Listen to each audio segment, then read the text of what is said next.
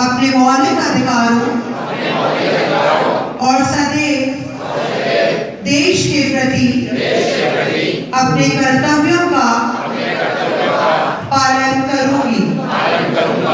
मैं देश हित को सदैव ऊपर रखूंगी। मैं अपने देश की समृद्ध विरासत और प्रकृति का जाति और धर्म से ऊपर उठकर सभी के साथ समानता का व्यवहार रखना के इस महाअभियान के प्रति अपना समर्थन व्यक्त करती हूँ। मैं अपने गांव, अपने शहर को स्वच्छ व सुंदर। मेरा आपसे निवेदन, आप जहां बैठे वहीं बैठे, आपको